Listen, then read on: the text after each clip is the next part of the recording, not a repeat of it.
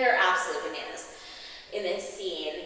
And I don't want them to be day players. This is a show about young people, and the fact that Brooks and Chloe, who is nowhere to be found, their parents keep popping up and are more prevalent than Chloe is. It's too much. We need a break from Seth and Meredith. We then get speaker ask number 3.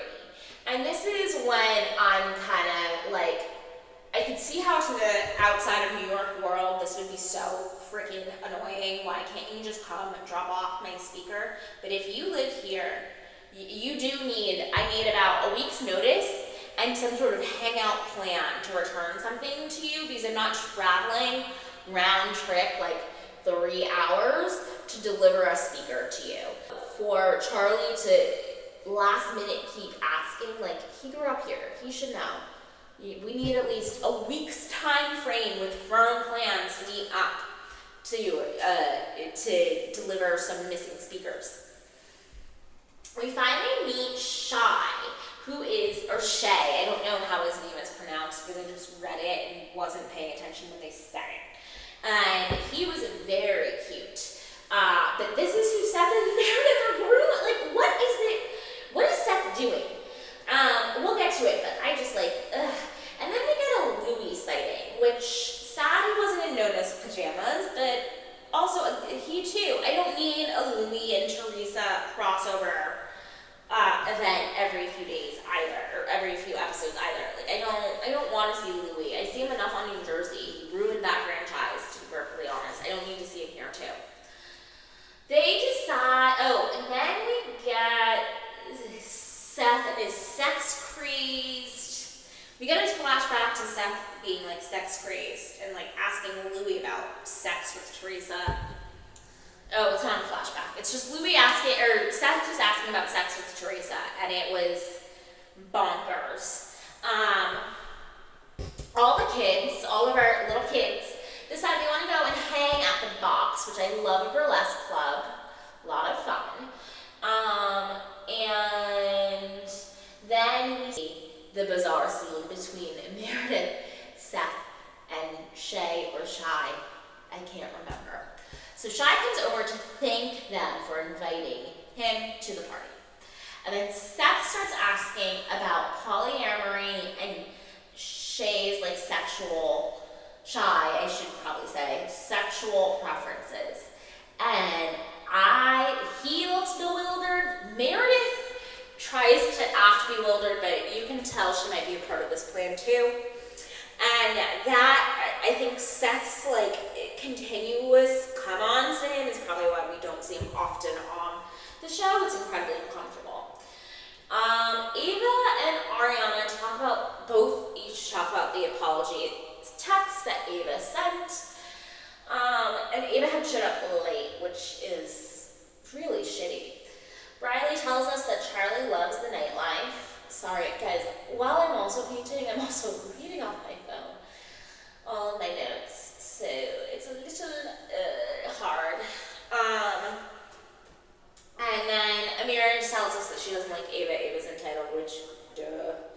I like Amira a lot. I think she is like a true girl's girl, and I like seeing her on the show. I think she brings like, a fresh perspective, as they would say.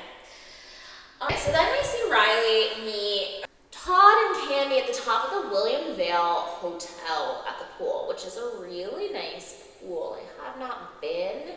I've been to the hotel for drinks and stuff, but I haven't been to the pool in the summer, and I hear it's fantastic, so highly suggest. While we're there, we see Ace and Blaze, and Maggie looks really cute, and then Riley tells her parents she wants to stay in NYC, and Candy, of course, is like, you're supposed to go get a job. I have never met a woman as rich as Candy who is like, go get a job. I'm not paying for anyone except for my mother and my minor children. You need to go work, though. And Riley tells Candy that she wants to be a DJ, but Candy wants her to go to law school. Which, fair, Candy. I would also be like, what do you mean you want to be a DJ? Then Baby Wig shows up, and so excited to see her. It was really, really cute. And then we learn that Charlie, that they spent $14K on a table and bottle service.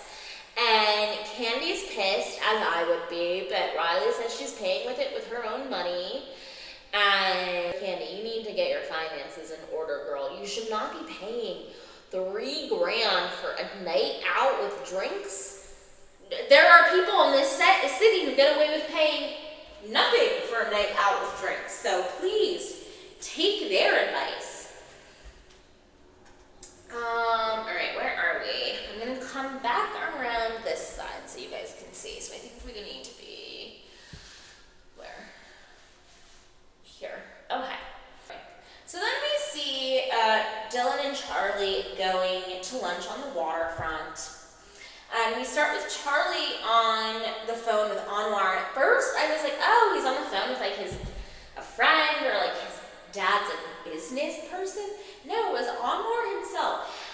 And this is like the part of Charlie for me that like is so hard is like, okay, I see it. I see why you are such an awful person. Your dad is terrible.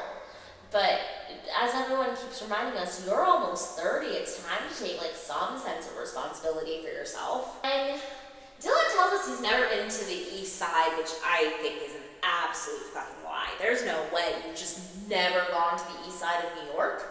Or did you mean a Fide-Eye? Which, if you've taken the ferry, you've most certainly been on the east side of Fide-Eye. That was such a strange statement.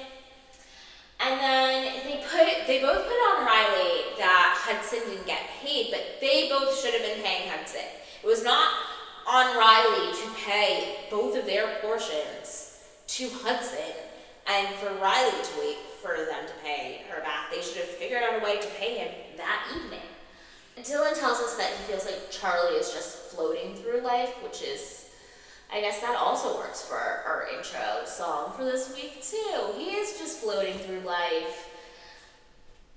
We see the gang out for drinks, and we see speaker ask number 4.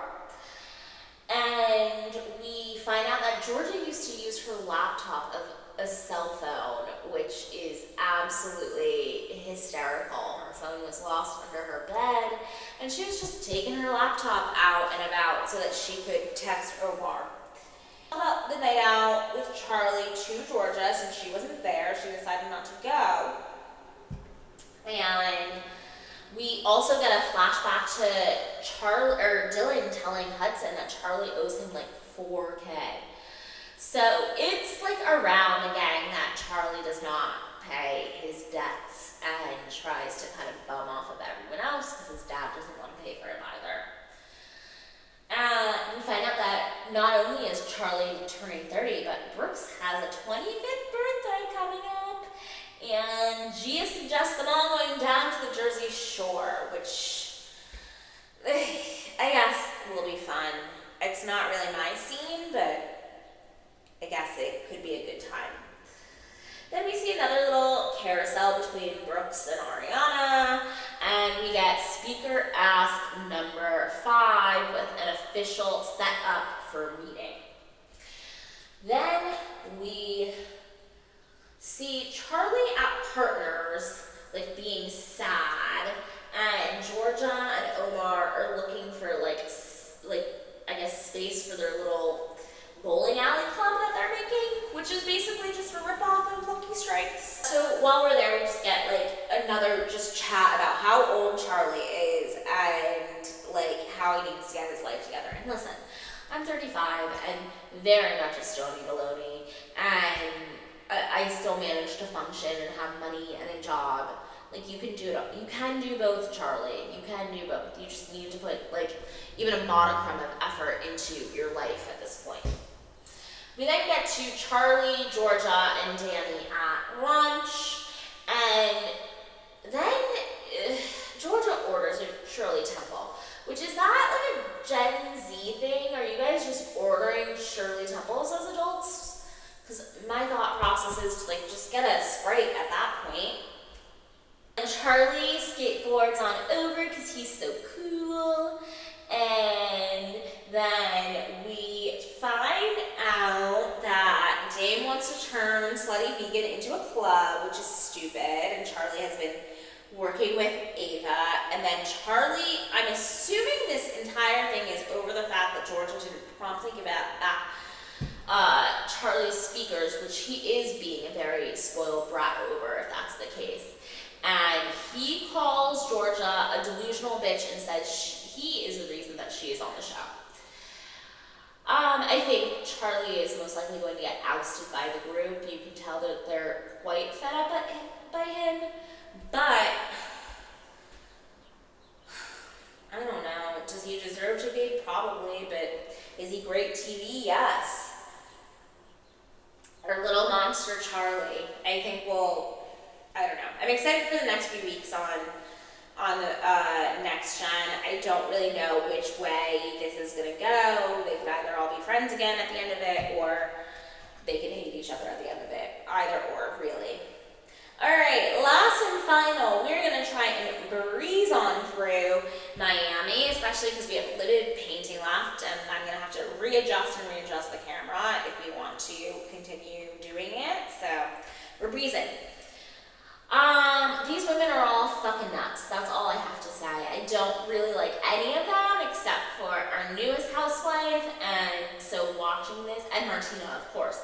And so watching this is like just watching a whole band of like feral cats kind of chill on the sidewalk.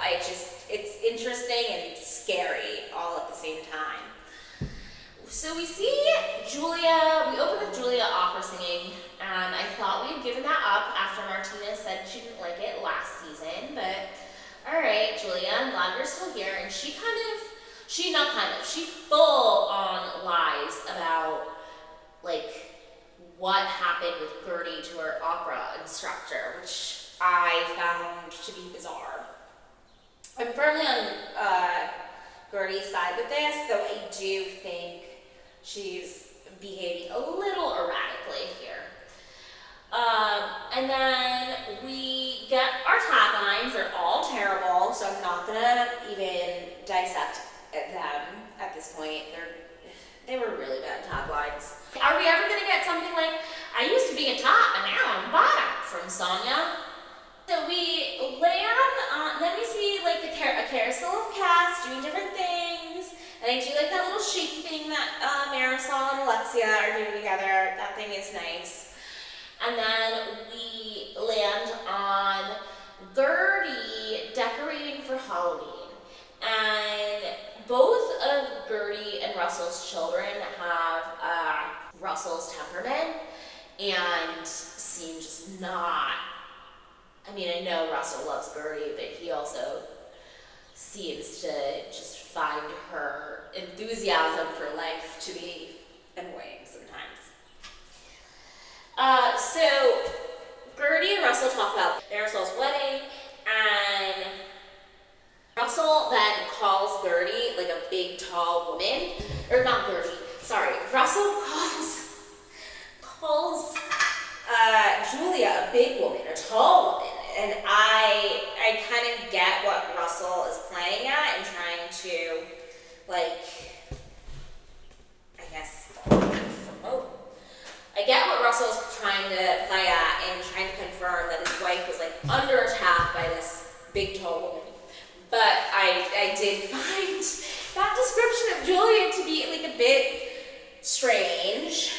And then we see Martina. Oh, we're also watching Martina and Julia shop, which, I mean, any scene where I get to see Martina loathe Julia with all her might is one of my favorites. And Julia takes zero ownership over any of her actions, but of course, she is Julia. And then we see a picture of her and Emma is absolutely stunning. She looks just like her mama. And then Julia says she's upset and felt like it was an attack on the family to say that she was in Paris getting a facelift, which was also visiting Emma while Martina was getting chemotherapy in New York. But did Gertie lie? That is true. You were in Paris getting a facelift while visiting Emma. Gertie starts crying, and I like Gertie a lot. I do fall on her side with this fight. I think this is absolutely on Julia. But I do also think Gertie might be going through a little second puberty type thing in just refining herself post like cancer and double mastectomy, and might be just behaving a little bit below her age level. A little bit. I mean, as all these women want to do. I'm not saying she's the only one. Then Julia tells Martina that she's absolutely inviting Gertie to the baby shower. And then Adriana tells us that that Martina really wants the baby shower to be fun. And as we see later, she has an absolute riot, it seems. So then we meet our new housewife, Stephanie, 4 episodes in, and we're finally meeting her. And of course, I'm already partial because we share a name. But we also share the fact that we're both child-free ladies, that we have the same sort of like saltiness, that we have a love for the finer things in life, all of that jazz. I'm a little bummed that she's Larsa's connect, but I also spent the entire episode agreeing with Larsa, which I hate doing too. So maybe I'm hoping this won't be like I hope this isn't going to be a revamp for Larsa. I really don't think I could take that at this point either. Well, first Stephanie says, everyone gets a little help in life. And I just want to point out that, Stephanie, that is 100% false. Not everyone gets a little help in life. Some people are very lucky and privileged to have help in life, but a lot of people are not. So let's just keep that in mind, please, and thank you. And I do love like a good caviar lunch. Larsa then tells Stephanie all about the fight between Julia and Gertie at the wedding. And then we find out that Stephanie is like super religious, and she's always wanted to baptize her husband, who I'm assuming, based off his name, I mean, I'm not going to assume what his religious affiliations are, actually. But she always wanted to baptize her husband. And then she finds out that it's not a real baptism that that Julia gave Gertie. Marisol calls Larsa to talk shit about Alexia and Todd, and then invites Stephanie and Larsa to drinks. And then my only advice to you, Marisol, is get off the Alexia roller coaster. You're keeping yourself there. You can leave at any moment, girlfriend. That's all I need to say. We then see Marisol and Alexia come to visit Lisa, and then Larsa is on the phone with one of her gays, Jack. Oh, you can see little tufts of my hair in there. Sorry, guys. I won't be speaking on Lisa's grief with her dad, just because of the way it's playing out on television. I don't think I need to comment on it. So Lisa asks Marisol about the wedding and the reception. Marisol is also in a really bad fake ponytail. It looks terrible. Alexia and Portia seem to have gone shopping together. They're both in Alexia's in Portia's confessional outfit, one of Portia's confessional outfits from this season, which I love, when you can tell who has the same style as someone else. We get to hear Lisa's side of Milan, which is that Jody did nothing and doesn't raise his voice at all. I don't know. Both of them, both Lisa and Larsa, love to weave themselves some tall tales, so I can see either or being the liar here. I'm not sure who it is, but it's one of them, obviously. And then we see Larsa and Jack recap Milan as well. And again, Jack could be paid by Larsa to come on here and say this stuff, or Jack could have witnessed Jody acting like an insano. We don't either could be true. Unless we have the footage, I don't know who to believe.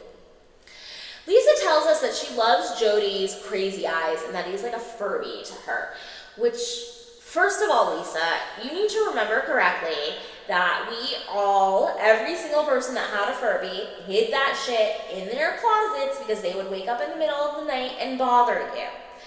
And second of all, Marisol seems to be absolutely over this. She's like, I don't know, Lisa, like, I don't care, basically, is where Marisol seems to be with this entire fight between Lisa and Larsa. Larsa doesn't like that Jody is on Lisa's business calls, which I don't really know if that's something you should be upset about, Larsa, but okay. And then I do agree with Lisa's take of Larsa. She can be incredibly selfish and only cares about herself, but as can all the women on these shows, that's the whole point of them. We then see Kiki pick up her island father, and I absolutely adore Summer and her freaking vibes. All she wants is to eat ice cream and dance and party, and it's like, girl, that's all I want to do too. Thank you for acknowledging. And Kiki tells us how she's currently still rebuilding her relationship with her dad, as my island men are just a different breed of man. That's all I'm going to say about her father and the way he behaves. Kiki also finds out that she has a 3-year-old brother, which, man, that man gets around. And she wants her father to put more effort in with Shamir, her eldest, that he doesn't really have a relationship with him, and she wants to see that relationship grow with Shamir, just not with Summer, or not only with Summer, I should say. So then we see drinks with the girls, and Marisol is in that weird little ponytail again, and I hated it. And then you find out, like Stephanie explains to us why she's child-free, and I totally get her reasonings because they're the same reasons I'm child-free too. I liked listening to her talk about how like driven she is business-wise, because I am very similar, as my own Jamaican grandmother likes to say. I'm her true Jamaican grandchild because I always have to have 3 jobs. And then I'm not sure how often she is going into the office, though. It seemed like they might not know her. And then Alexia texts Marisol to say that she has a migraine and she's gonna stay in bed, and everyone correctly guesses that Alexia is most likely with Todd, and based off of her confessional reaction, she absolutely was with Todd. We then start showering some babies. Kiki, I loved her dress. I mean, I thought everyone looked really beautiful, and everyone chose a really lovely color of blue. Adriana did a really good job at the party. It looked really nice, and you could tell like actual effort was put in. And then this is, I mean, it's a huge pet peeve. It was my pet peeve with the Oakley Foundation. It's my pet peeve here. We were having a real party with real people in it. I don't know if I would get up to the actual screaming housewife shenanigans. I personally would want to keep it to, well, you know, keep it to business. And I think everyone should understand that. You've all been on these shows for how long now? When it's a real thing, don't really fight, please. Alexia comes in and then immediately makes it all about herself and how sad she is about Todd. Which, okay, I guess.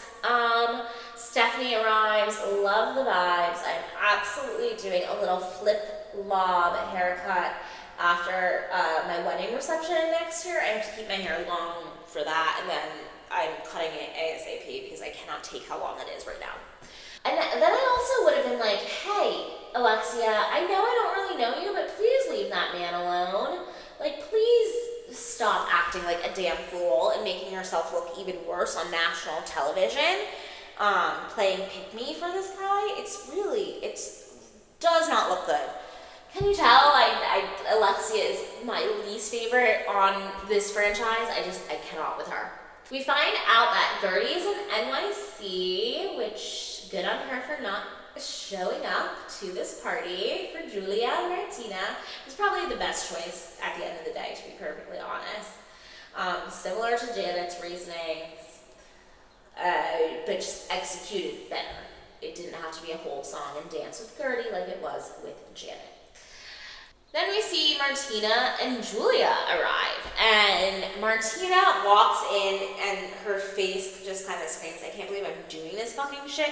But I think, has the best time out of everyone at the end of the day. Like, she was loving the games.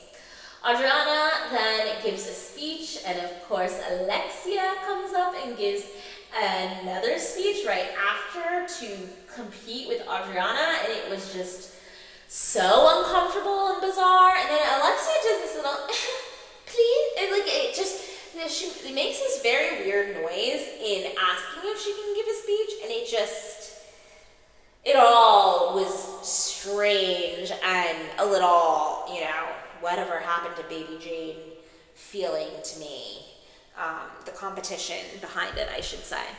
We start playing some games, and the first one is this diaper game, and Lisa starts gagging over her diaper, and Martina is just cackling. And Martina, I'm so happy you got the baby shower you were looking for, especially because you took on these boys, quite late in life. I'm sure it's been a feat for you.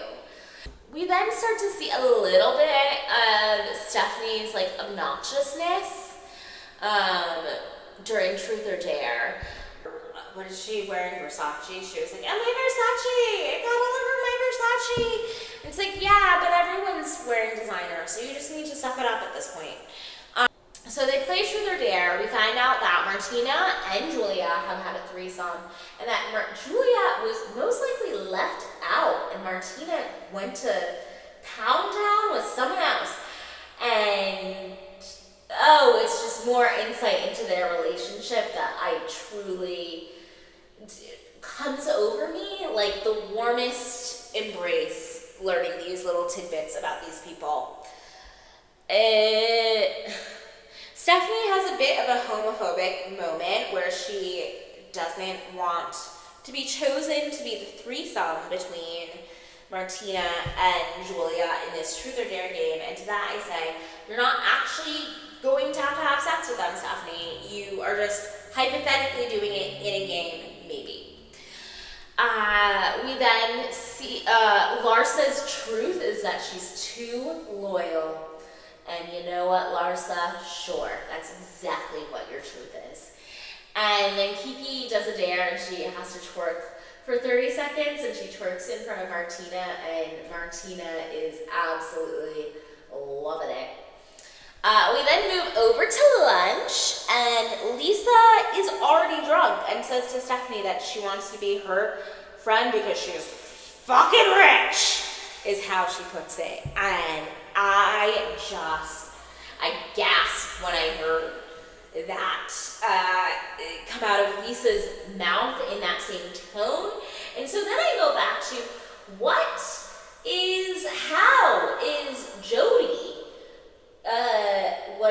social climbing, if Lisa is excited about meeting the third largest developer in Miami, not even the first. It was, I don't know, something's up there.